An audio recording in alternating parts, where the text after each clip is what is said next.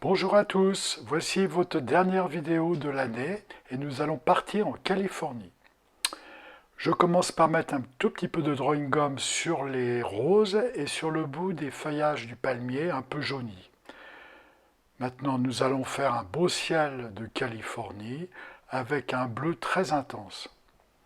Donc j'humidifie la totalité de ma feuille et pour avoir ce joli bleu, je prends du bleu de cobalt avec un peu de violet et je rajoute une petite pointe de de bleu de Windsor pour donner cette intensité. J'étale le mieux possible les pigments et je reviens un petit peu avec du bleu Windsor dans le haut pour densifier la couleur. Une fois que c'est presque sec, on va quand même faire un petit peu de nuage, même si là-bas le beau temps est constant. Donc avec un papier, je retire très légèrement quelques taches de pigment.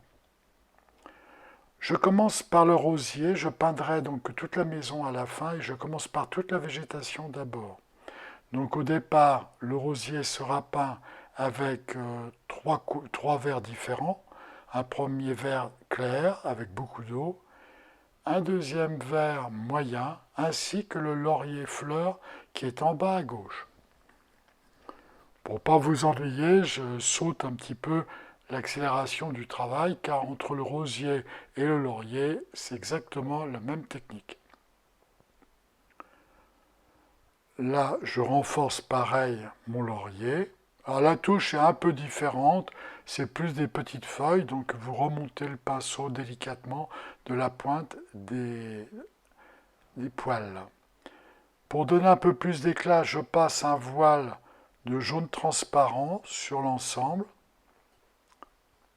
Mais bien sûr, la couleur était sèche.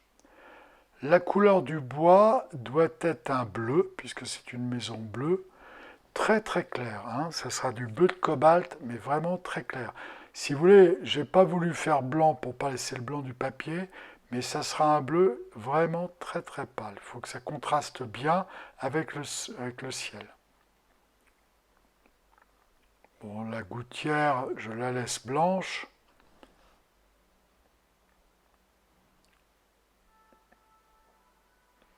Donc je peins tout ce qui est bois. Alors c'est vrai que là, il y a un gros travail avec le drawing gum pour permettre de bien dégager les feuillages qui sont jaunes. Ça donnera vraiment un aspect naturel au palmier. Ça c'est facile, donc la totalité est peinte.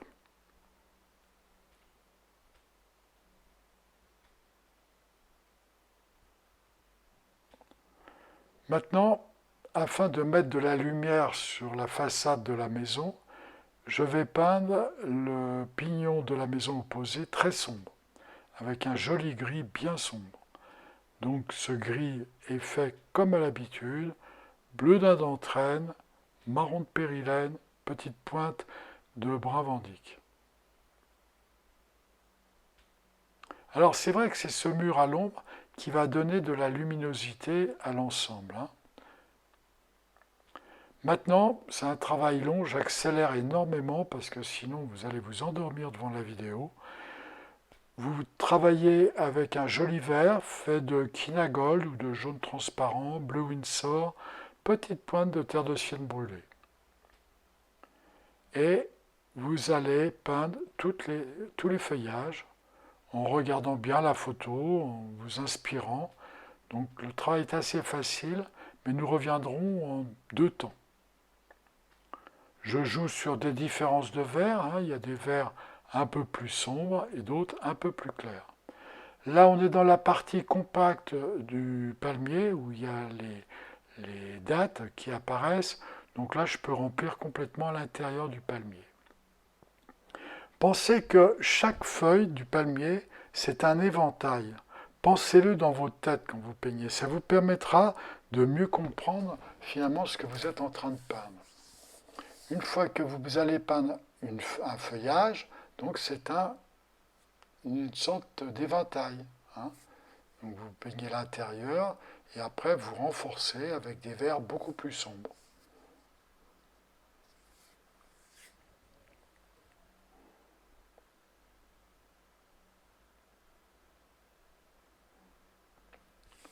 Une fois que la partie haute est sèche, on revient avec des verts beaucoup plus sombres.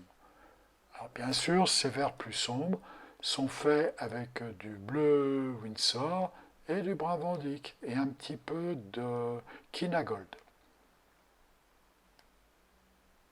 Ah, il faut avoir le poignet souple. Alors, quand ça va dans le sens de votre main, c'est très facile. Par contre, il y a des feuilles qui sont mal placées. Vous voyez, là, je suis gaucher. Ça m'est plus difficile. Là, je suis obligé un peu de me tordre pour arriver à avoir une aisance dans le mouvement.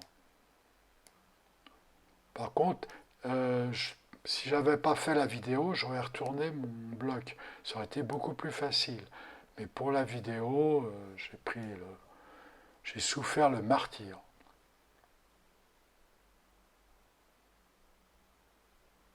Et déjà, hein, le volume se met en place de l'ensemble. C'est pas difficile, mais il y a un travail qui est assez long, et particulièrement au niveau du dessin.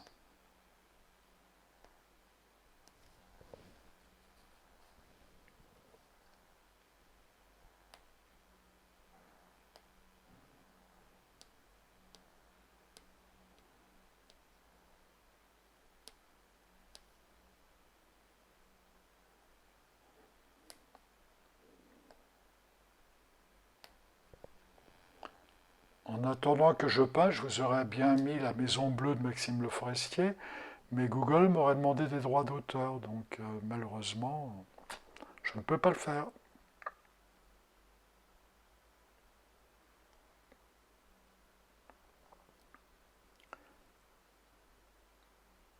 Il y a aussi des feuilles de palmier qui deviennent brunes, hein, mais nous reverrons le problème à la fin. Là, dans cette partie-là, il y a des zones de feuillage un peu brun. C'est un mélange hein, de couleurs. Si on peignait tout ce palmier complètement vert, ça n'aurait pas d'intérêt, ça serait trop vert. Mais là, du coup, vous allez voir, à la fin, il y aura du brun, il y aura du jaune, il y aura des verts pâles, il y aura des verts sombres. Tout ça va donner vraiment du volume à l'ensemble. On commence à mettre en place les dates et je vais peindre le tronc. Alors un premier passage avec du brun Van Dyck, tout simple. J'allège un petit peu. Là, le mouvement, il vaut mieux remonter. Hein, si vous voulez, comme le bord de ce palmier, ça s'effrite, enfin, c'est-à-dire qu'il y a des morceaux qui s'ouvrent. Donc il vaut mieux remonter le mouvement pour que le pinceau fasse des petits bords très fins.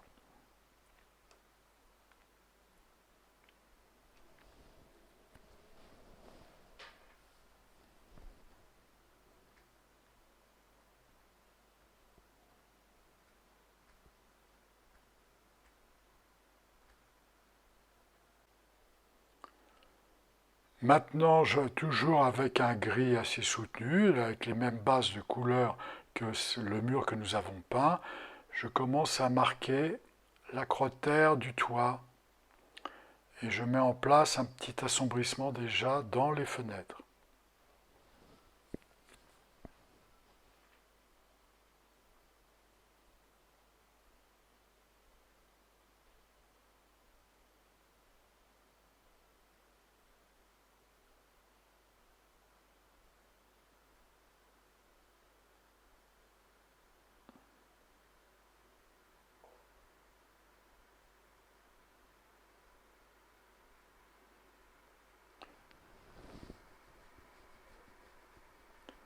Là, je mets en place toutes les ouvertures sombres que j'assombrirai une deuxième fois, mais c'est déjà pour mettre en place l'ensemble et voir un visuel. En plus, ça me permet de bien mémoriser que le tour des fenêtres est blanc, donc il faut bien détourer proprement. Si vous voulez, vous auriez pu rajouter du drawing gum, mais normalement, la ligne droite, ça se passe pas trop mal. Voilà, ça c'est la porte.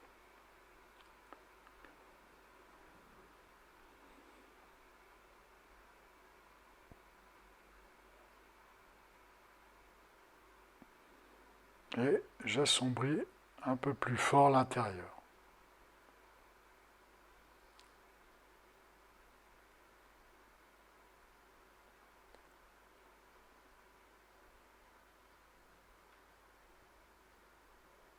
En fait, il y a un trou en profondeur, hein, donc c'est pour ça que j'ai passé un premier glacis de gris.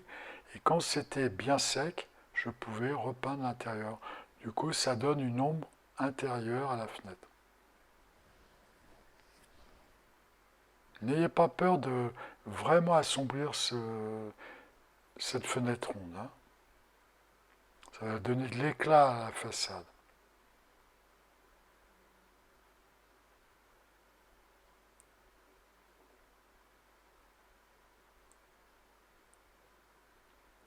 Le temps que ça sèche, je viens donner un petit peu de détail dans le tronc du palmier,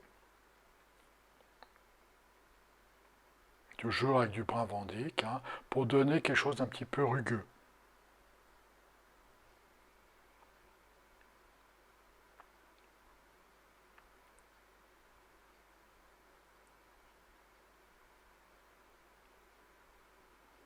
N'ayez pas peur d'assombrir le tronc, mais sans pour autant que ça devienne une espèce de poteau noir, hein. Donc faites bien attention qu'on retrouve toujours de la matière dans les parties sombres.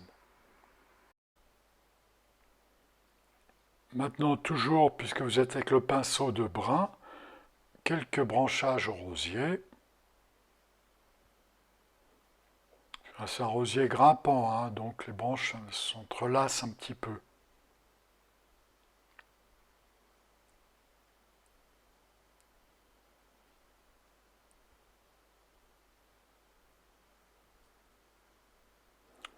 Les poteaux, là je fais un choix personnel, hein, donc c'est du bleu de Véronèse.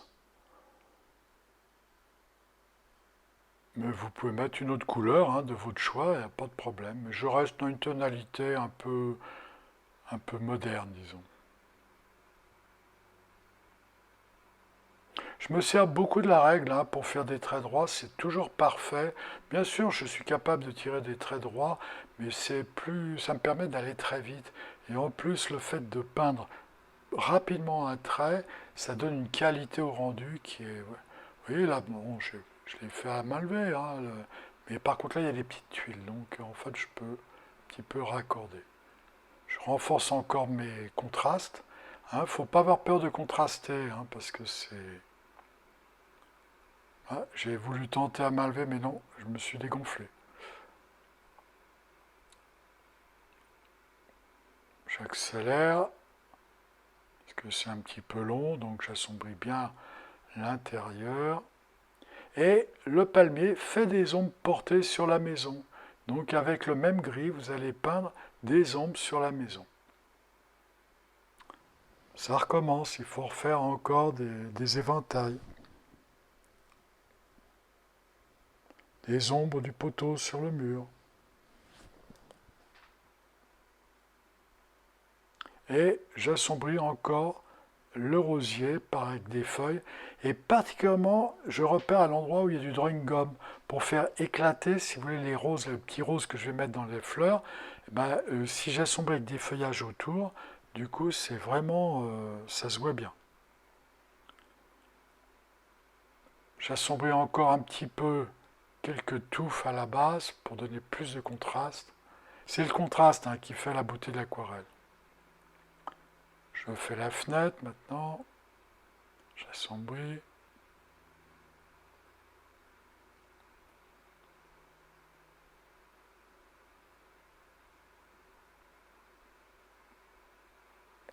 Je vais retirer le drawing gum.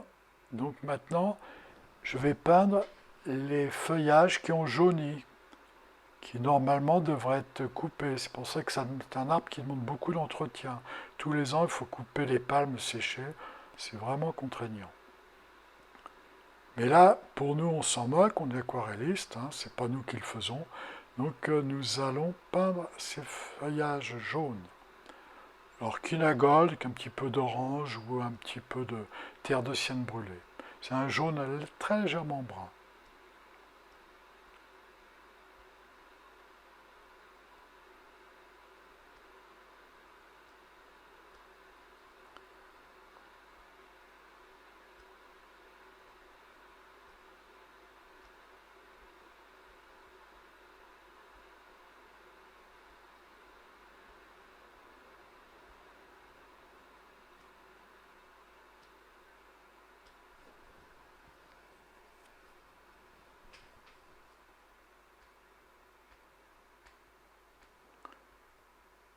Par contre, dans la partie haute, ce sont des verts très lumineux, faits de jaune transparent et tachés à peine de bleu Windsor.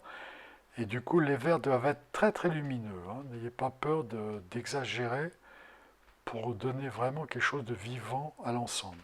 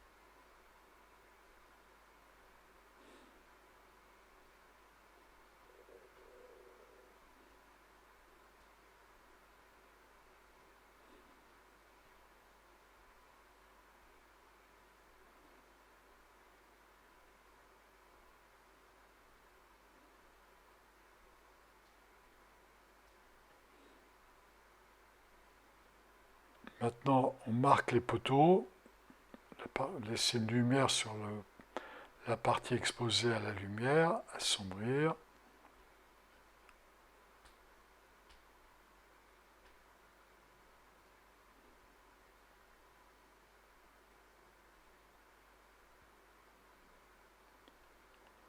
Et les rosiers, alors je fais vous faites ce qui vous fait plaisir, hein, rose.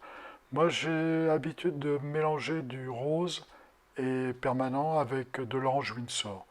Mais c'est-à-dire que je fais une petite tache d'orange et après je viens taper avec du rose dedans.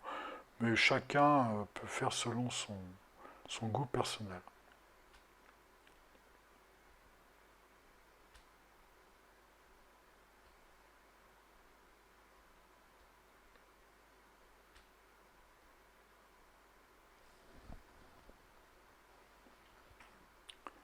Et quelques fleurs au laurier rose que je vais faire rose, donc rose permanent.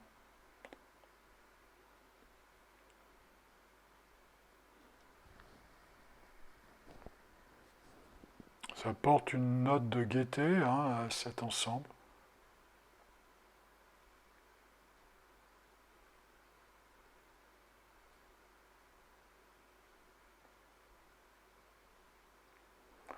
Bon, et je ne vais pas pousser trop loin l'explication.